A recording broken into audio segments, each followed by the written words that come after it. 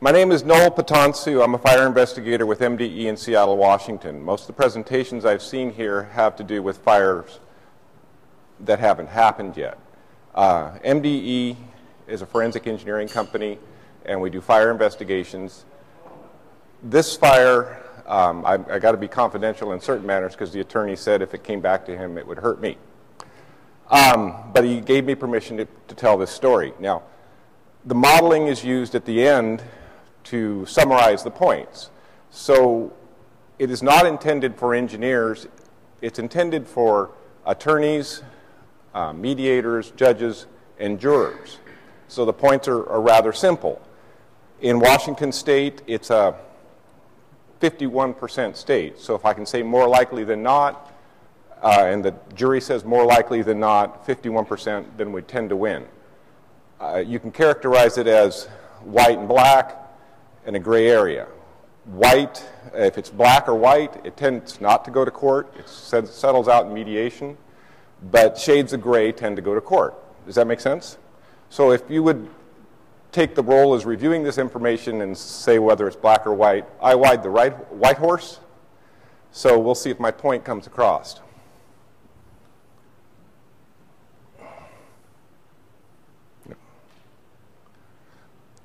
It's a warm summer night in July. It's fairly low-income housing, high-density housing. A fire is noted. People call. There's people out in the parking lot. They try to warn their occupants. The fire department arrives from a few blocks away. This is the fire taken by a bystander. This is the building on fire. This is the adjacent structure. The roof of this building is somewhere right about in here. It's almost exactly the same. That's a big fire. Okay, the engines roll. This is a fire department engines. They roll in 2 minutes. They arrive in 5 minutes. It took me less than 5 minutes to drive in my car, and I have to stop for the traffic lights. That was never fully explained. The building is largely involved when they show up. It's obviously an overwhelming situation. They are told that there are people trapped in the building. This is an apartment that's very similar to. You can see that there's a central corridor here. There you can barely see a balcony or a second level right here. To enter and exit, you go right through these steps into the building. The central corridor was one of the focuses of the investigation. You can see it's rather narrow. This would have been carpeted. You can see that there's wood here, there's wood here, there's wood here, and carpet going up the stairs. This is to give you an idea of the geometry. If you don't understand the background, it won't make much sense. The fire occurs, this is to simulate a pile of clothing in a corner here. This is an exemplar building. It's the next building over. I don't have pictures of the actual fire scene. It was quite destroyed. But the fire department gave us information that they thought it was a small fire that occurred on some clothes in a corner in front of door number 3 here. It's 1977 construction. There were 5 plans, all approved, 5 structures, all have the same plans. They all have a main entry via central corridor, all the apartments. T111 siding. Does everybody know what T111 siding is? I worked at Weyerhaeuser. It was 1 groove, 11 inches, 1 groove. It's plywood. It was around the building exterior in the central corridor, and there was plywood ceiling, and there was carpet in the central corridor. This is a layout of the building. The green areas here are patios for the first floor, balconies for the second floor. This is the dividing wall. It's not real clear between this apartment and this apartment. So there's 8 units, first floor and second floor. The main apartment of interest is the upper floor here, number 6. So the stairway would come up here. You'd come over here to get into this one.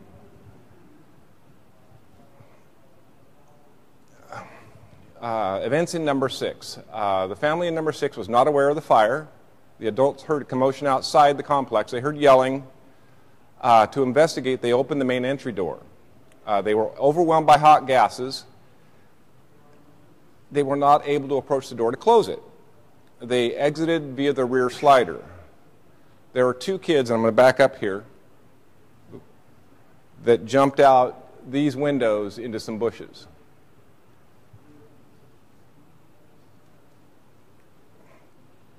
The room rapidly fills with smoke. I was told that the father had the son by the hand and went to the rear slider, had to let go of his son's hand to use 2 hands to open the slider, and when he reached back to get his son, he was gone and couldn't find him. The smoke was that dense. There's 2 people lost in the smoke, and my understanding is they started in the living room.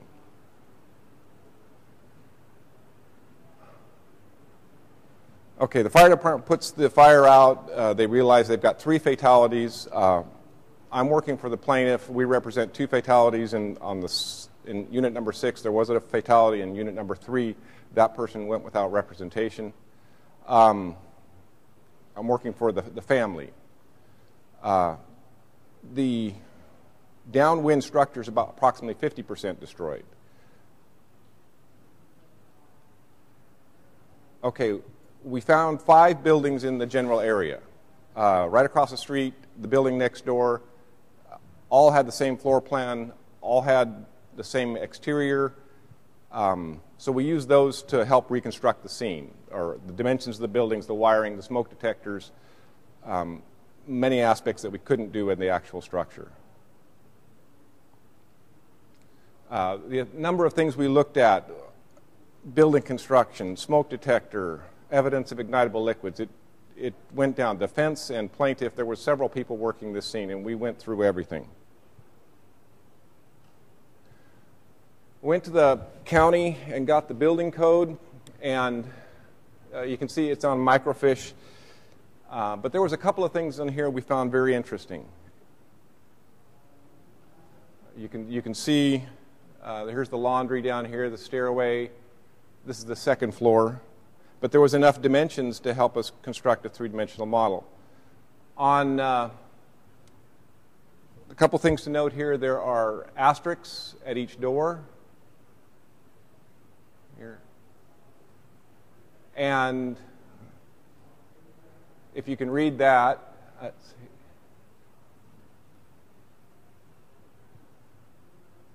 It says 1 hour fire resistant construction, and it cites a UBC code. And then I wanted to point out the asterisks at each door.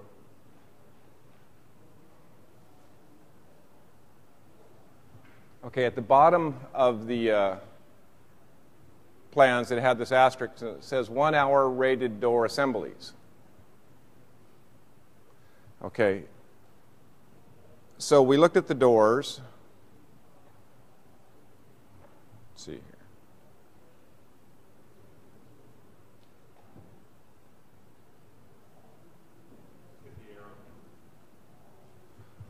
Can you guys read that? It says Underwriters Incorporated wood core fire door, fire rated 20 minutes. It's a particle core door. In my days of fire testing doors, that easily is a 20-minute door. This was on the actual subject building. So we looked at the code. We looked at the 1977 code. It was 1977 construction. We looked at the 73 and the 76 UBC codes. We found that at section 4306, the doors had to be self-closing. And there was another section that it had to be 1 hour doors and self-closing. We also looked at occupancy and egress, and the occupancy was 14 per floor, 28 for the building, and the 1973 code required a second exit when more than 10 are on a floor. And all the main entries opened into the central corridor. Okay, to define an exit, it's a continuous and unobstructed means of egress to a public way. The balconies would require a stairway to be an exit.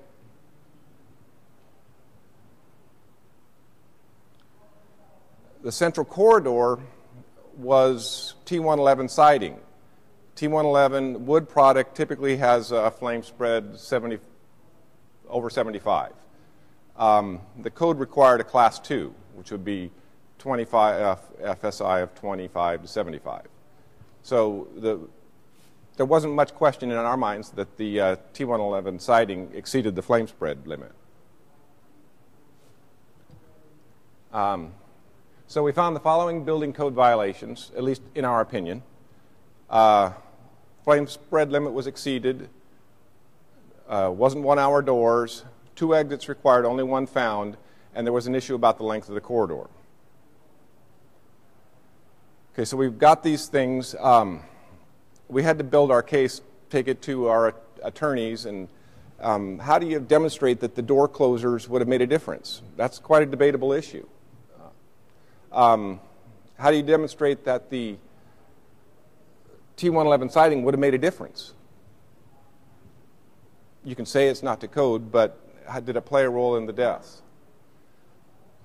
The defense is someone we go against quite often and have a good relationship with them.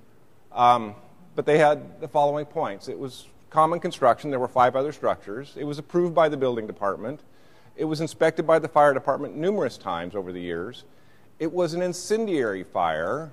How can the building be responsible? They could easily jump 10 feet down from the balconies. Fire doors were installed and the occupants opened the doors. These are good points. Over time, I had the opportunity to work on this fire, just related because of one occurrence. People opened the door, and 8 people died just because someone opened a door that didn't know there was a fire outside. This was a different building, different code, so it's only a reference because it's a similar occurrence. Okay, to put all these things together, the fire modeling we did was we used 4.07 in June of 2009. I used geometry using Chief Architect. I wouldn't do that again. I like the PyroSim. Chief Architect, very chunky drawing, 24 pages of geometry. It was quite a nightmare. To get the properties of the T111 and the carpet, we used MDE's cone calorimeter to get the material properties.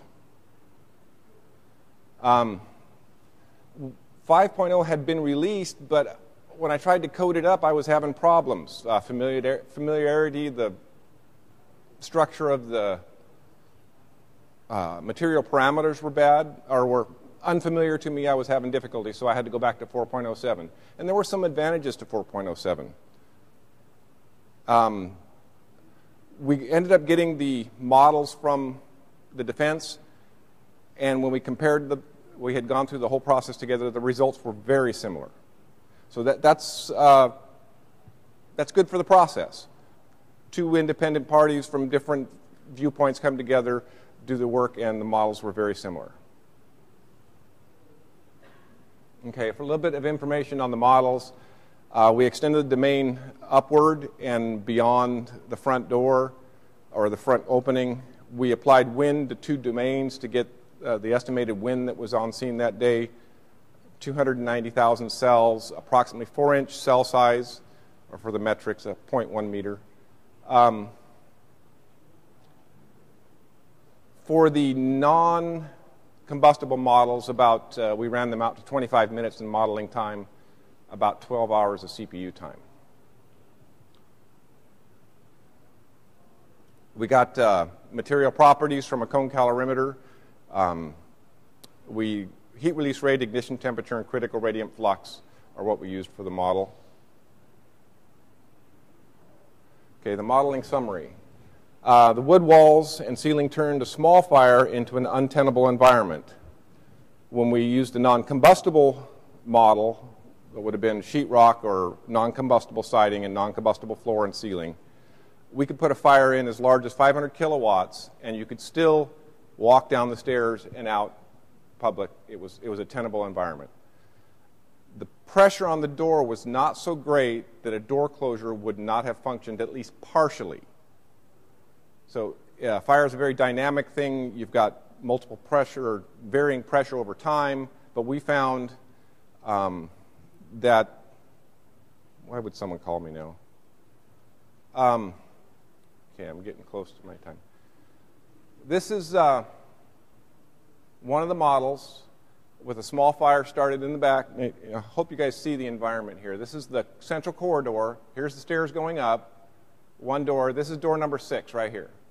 Now, at this stage of the fire, do you think you could get out down these stairs? Does this look? This is a 4.07 with the ISO mixture fraction on it. If you show that to a jury, a judge, any layperson, do you think you could get down that stairs? Okay. The next thing is,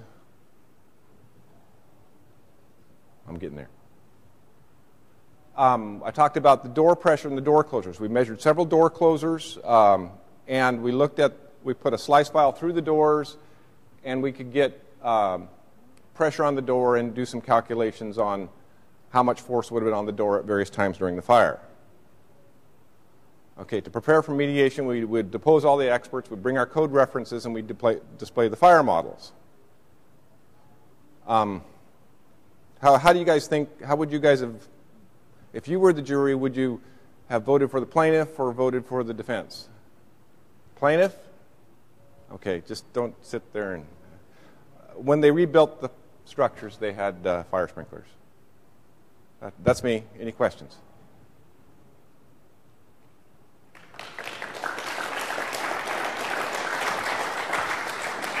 Go ahead. Just a second, Kevin. The pressure is an interesting issue because I assume that we're open to the outside. So is the fire enough to exert that much of a pressure on that door? It's not like you're in a sealed space where the fire can create a substantial overpressure. But it's got open domains on it. Okay. And the door, the front of the building is open. Okay. Do you think the wind was? And there was a wind. Okay. Maybe the wind was part of it. And door closers range from about 5 to 20. The key issue was the building owner, the code says they shall be maintained as self-closers. We found no evidence of self-closers. Our opinion was that it at least should have worked partially and partially obstructed the door. Even if it didn't close all the way and latch, it should have closed a little bit, and all they needed was a few seconds to get out of that building. Okay, thanks. Any other questions? Jim? I don't know, maybe Kevin could comment on this. I don't know that FDS is validated for fire spread up the stairway and through the hallway, as you show. So that's a wonderment I have, you see. And then you said you ran it for gypsum board and was okay. But if it was a gypsum board, construction, it would have paper on it, and it would be painted many times. That is correct. And so did you run the same model with the painted gypsum board? We ran models with... or inert gypsum inert, board. And we also ran models with gypsum board. Yeah, so, I mean, all you're just showing that is if something can spread a flame, it's going to be bad. But I would say that the gypsum board with paint can spread the flame, too. So I don't know what you proved by all of this. That's what I'm saying. We may not have been able to prove it, but we were able to, by showing non-combustible models, we didn't have to show the jury. It never went that far.